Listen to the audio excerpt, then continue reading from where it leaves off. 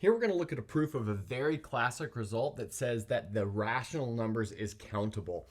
In other words, there's a one-to-one correspondence between the natural numbers and the rational numbers.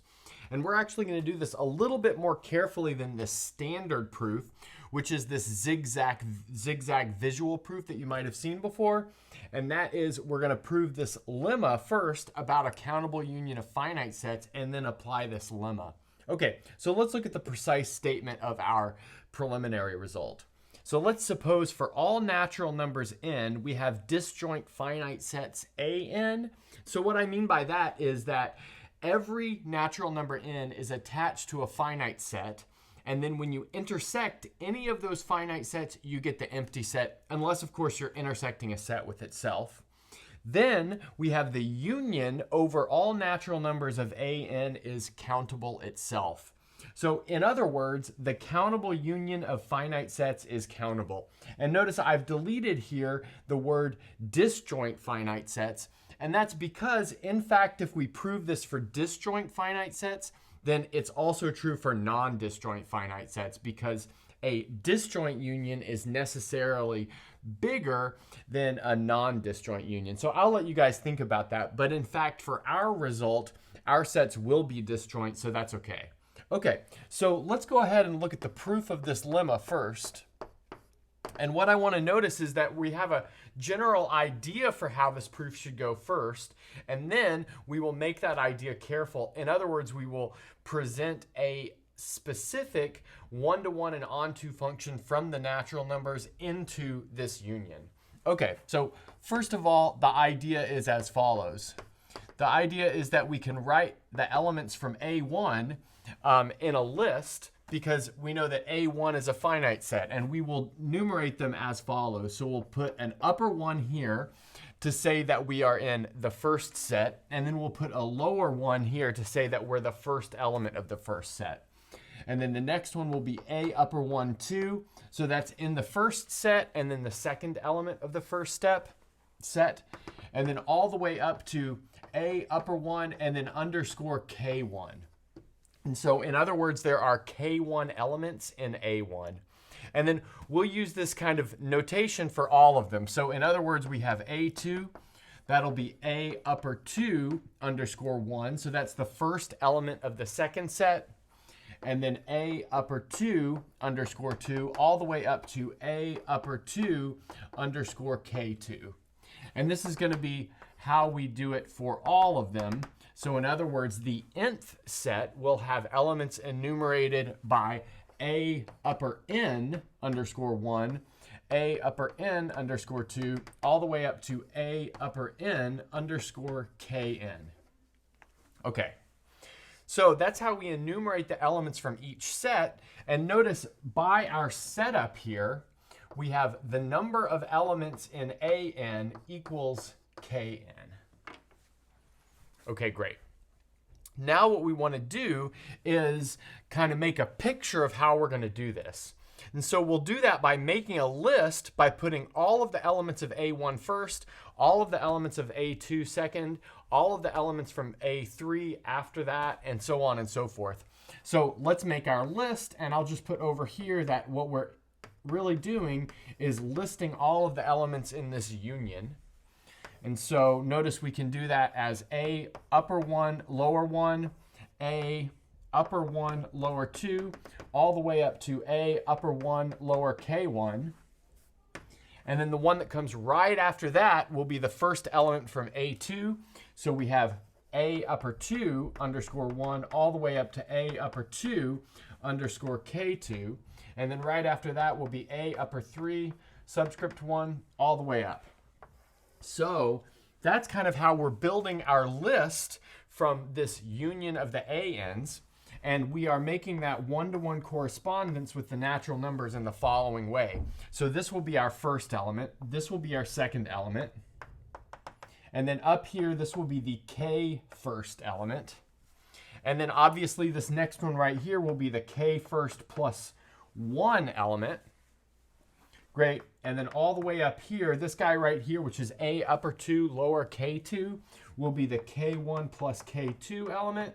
And then a upper 3 lower 1 will be the k1 plus k2 plus 1 element, and so on and so forth. So this is the kind of setup that we want to encode into a one-to-one function. One-to-one and onto function, I should say. Okay, I'll go ahead and clean this sketch up, and then we'll make it careful on the next board.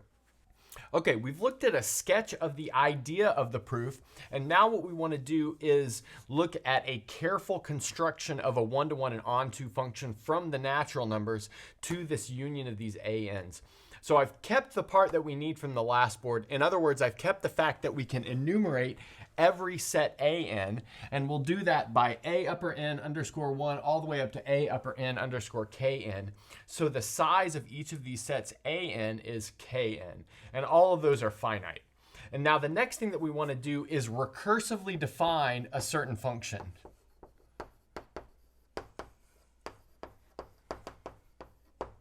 And that function will go from the natural numbers to the natural numbers cross the natural numbers. Okay, great. And the setup will be as follows. So we'll say it is built from component functions f1 and f2. And the seed is that 1 is sent to 1, 1. And after this seed, we want to pick up with our recursion, and we'll do that in the following way. So fn plus 1. So that's going to be a piecewise function, and it's going to be given by f1 of n, f2 of n plus 1, and that's true if f2 of n plus 1 is less than or equal to k sub f1 of n. Okay, good. And then otherwise, we have f1 of n plus 1, 1, and let's just put here otherwise. Great. So let's go ahead and look at an example of this. So let's say we've got our starting set. So maybe A1 has 2 elements. So that's A11 and A12. And let's say that A2 has 3 elements. So that's going to be A12, A22, and A32. And then you can kind of play with a bigger example if you need to, but I think this is illustrative enough. So notice our seed will take 1 to 1, 1. So we're good to go there. And now let's see what happens to f of 2. Well, so notice that's f of 1 plus 1. And so now we can use this recursion. So that's going to either be f of 1, 1. So let's just say if that holds. So that's going to be 1. And then f sub 2 evaluated at 1 plus 1 is equal to 2. And that's actually the one that we're going to use. And that is because we have f2 evaluated at 1 plus 1 is less than or equal to k sub f1 evaluated at 1, which is k sub 1, which is 2. Because the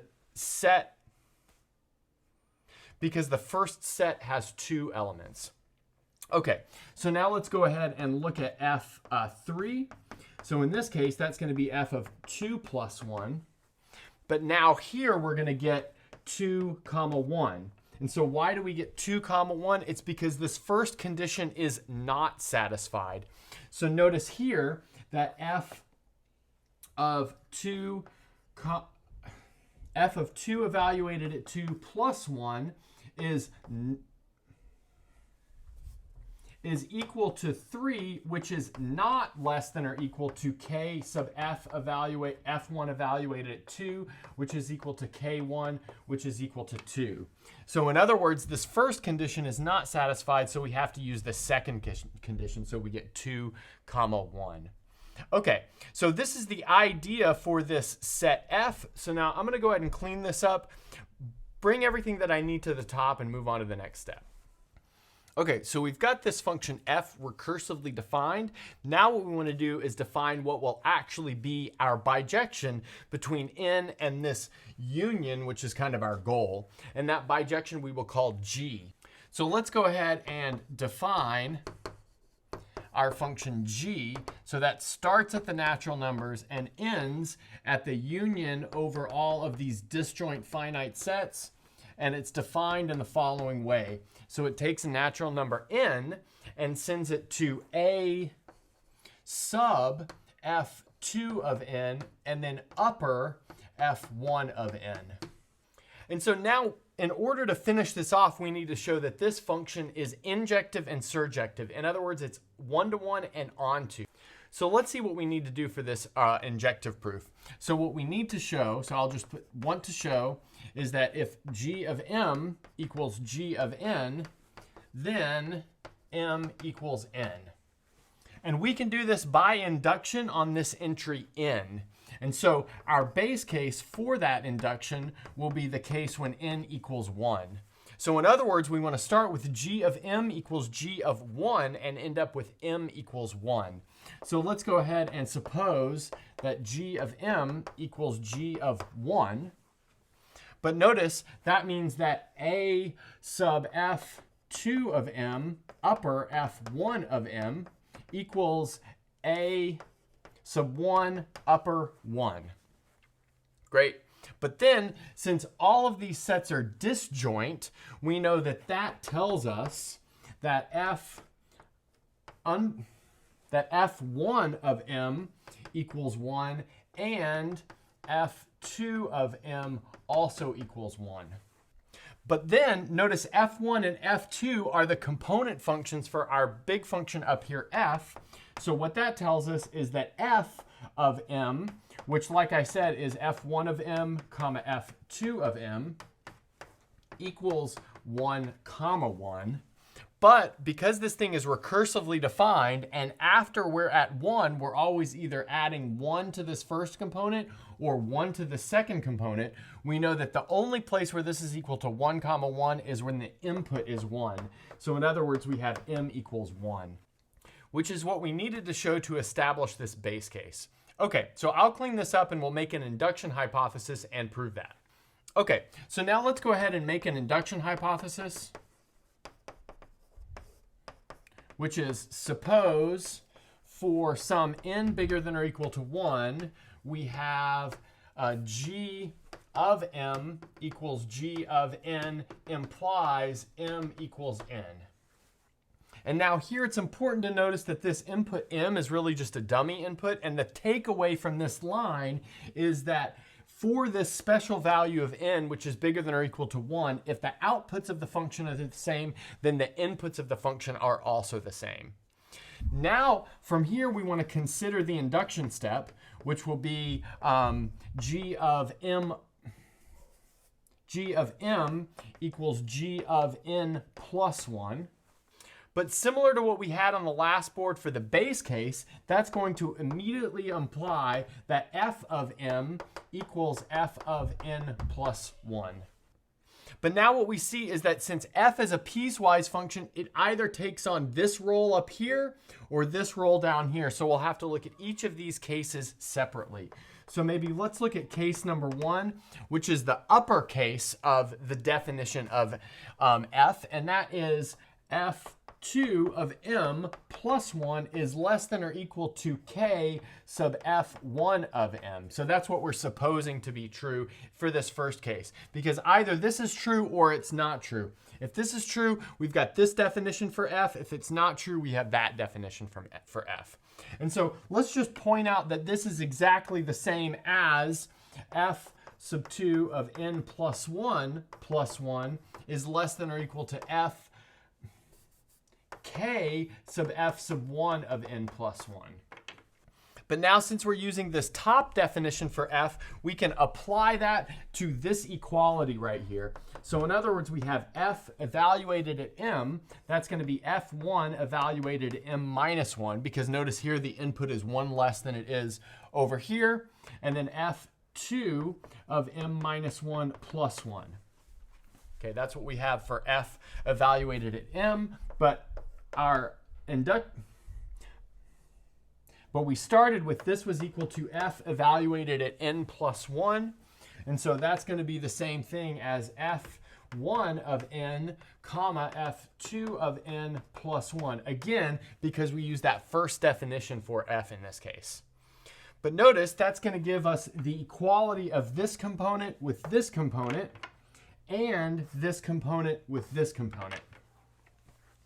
So in other words, we have f1 of m minus 1 equals f1 of n, and we have f2 of m minus 1 equals f2 of n. And we get that from just subtracting 1 from these two orange underlines. But now notice, since those two component functions build f, that's the same thing as saying if that f evaluated at m minus 1 equals f evaluated at n, but that tells us that g evaluated at m minus 1 equals g evaluated at n. But we supposed that if the outputs of g were the same, where we have n plugged into one of the inputs, then the other input is also equal to n. So in other words, this implies that m minus 1 equals n, which means that m equals n plus 1, which is exactly what we wanted, because we started with g of m equals g of n plus 1, and we ended with m equals n plus 1. So for this first case, where f takes on this top definition, we have proved that it is injective. And I'll leave it to you guys to show for the second case that we also get injectivity. It's actually a bit simpler. Okay, so I'm going to clean this up, and then we'll wave our hands at surjectivity and then prove our main result. Okay, so for surjectivity, what we want to do is notice that all elements of our big union are of the form A upper N lower m with m in the set 1 up to kn. So that's just how we kind of constructed each of the individual sets, and thus the union is made up of elements of that form. Okay, so now what we can do is check the following.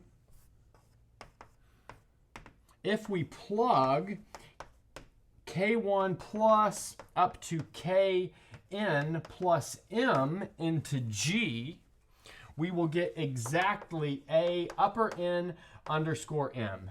So we won't do this, but you can check that this is true for induction. So you want to do two sets of induction, one on this index n and one on this index m.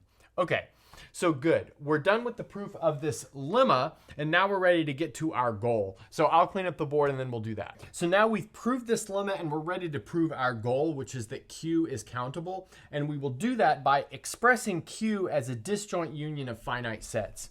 So let's do that. So let's set A1 equal to the set just containing 0. And then we're going to set AN equal to the following set of rational numbers. So we'll have AN equals the set plus minus P over Q. And here P and Q are both natural numbers. We're taking 0 not to be a natural number, so we don't have to worry about a 0 in the denominator here. And then we're going to impose some conditions on P and Q. We're going to say that they're coprime. In other words, the GCD of P and Q is equal to 1. And that ensures that this fraction is in lowest terms. So that means that we won't double count any of the rational numbers. And then finally, we will say that P plus Q equals N. And now we want to make the following claim, which in light of our lemma will finish it off. And this claim has maybe two parts. The first one is that the AN are disjoint. So that'll be the first part of our claim. And then the second part of our claim is that if you take the union of all of these ANs, you get all of the rational numbers. So let's look at the first part of this claim. So let's suppose that m is not equal to n, and we've got a rational number P over Q, which is in the intersection of AM and AN. And let's also say that it's in lowest terms. So now what we get from that is that m equals P plus Q. We know that because P over Q is an AM, but then because P over Q is an AN, then that's also equal to N. But notice that gives us a very, very quick contradiction. We started with M not equal to N, and we ended up with M equals N. So in other words, we have AM intersect AN is the empty set. So we have that they're disjoint. Okay, So now let's look at the proof of part 2. Okay, so we'll do this by double inclusion. So let's do the inclusion in this direction. So let's notice that AN is a subset of Q for all n. So that's pretty obvious because the elements of AN are very, very clearly rational numbers. But then if each of these sets individually is a subset of the rational numbers, then that immediately gives us that their union is also a subset of the rational numbers. So that gives us this first inclusion. Okay, so now let's do the opposite inclusion. So in other words, we want to start with an element of the rational numbers and show that it is in our union. In other words, it's in one of these sets. So let's go ahead and suppose that P over Q is a rational number. So I won't write this down, but I'll say it out loud. We will suppose that this is in lowest terms. In other words, the GCD of P and Q is equal to 1. And now the next thing to notice is that P over Q is inside of A sub the absolute value of P plus the absolute value of Q. So now we're ready to apply our lemma. So it's pretty clear that these sets AN are all finite. So what we have here is a countable union of finite sets producing the rational numbers. But let's recall, we showed that a countable union of finite sets was countable. So that tells us that the rational numbers themselves are countable. Okay, that's a good place to stop.